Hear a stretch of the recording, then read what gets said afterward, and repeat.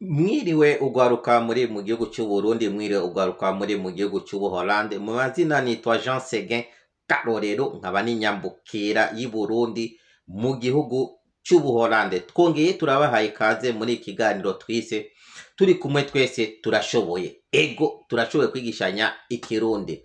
Uno munsi turi bwige itandukaniro hagati y'ijambo umunyokuru n'ijambo umukecuru mu kirundi. Alors, itandukaniro umunyokuru.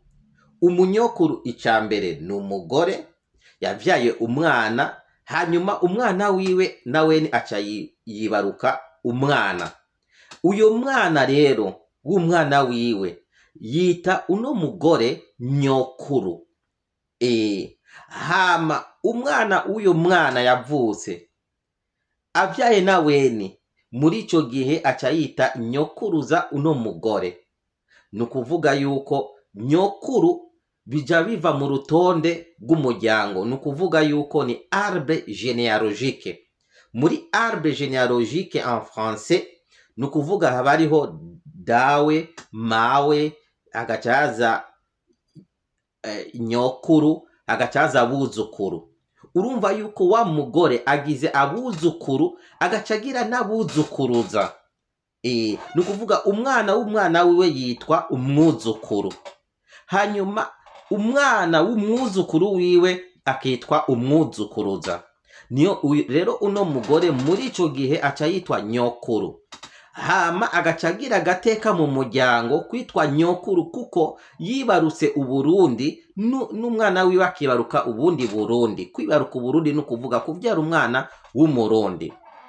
Uno munyokuru arinda saza, arinda akura, agahereza mu myaka y'amajana 200 afise ako gateka ko kwitwa umunyokuru, nkuko urutonde rw'umuryango ubivuga. Nukuvuga arbre généalogique mu Gifransa.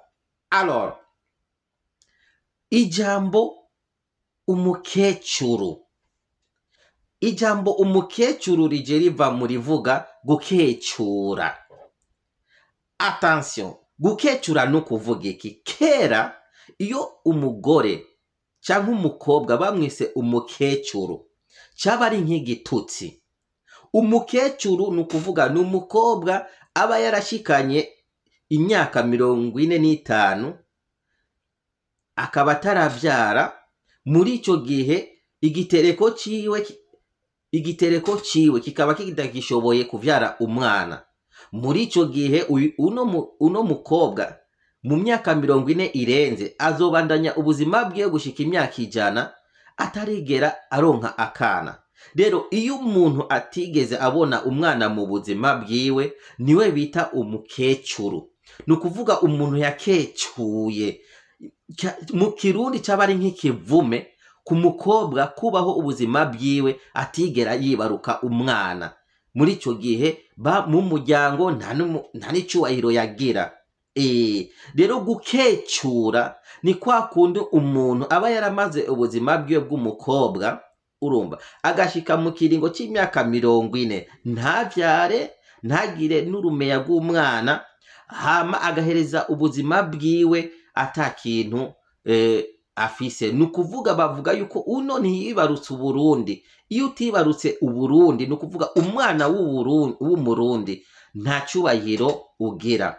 Nukuvuga kera umugore, urumva, yabaho ataracigwa inci. Gucigwa inci gucigwa inci nukuvuga être dévierge mu kirundi, kuko kera carazira kikaziririzwa umukobwa gukora ubusambanyi atararongorwa.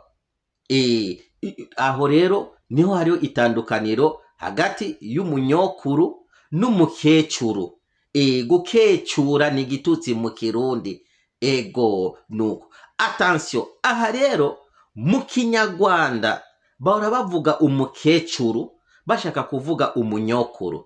Itandukaniro ry'ikinyarwanda n'ikirundi nuko boni iri jambo umukecuru rivuga umunyokuru, ariko twebwe mu kirundi ijambo umukecuru sico kimwe, kuko iwacu umukecuru riva muri vuga gukecura. Nukuvuga umuntu ataco yimariye mu buzima. kandi kenshi na kenshi aba bakecuru iyo bariko bararangiza imyaka yabo yo kwisi babaho nabi kuko n'umuryango urabavuma ntubitaho uko nuko. Aha rero niho hariho la difference entre ijambo umukecuru n'umunyokuru. Murakoze cyane mwebwe mukurikiranye iki kiganiro, tukaba twongeye kubasaba fyonda subscribe kuri chaîne ya Sigin TV kugira muze murakurikirana ido nindo ibiganiro tubashikiriza. Murakoze cyane, merci beaucoup.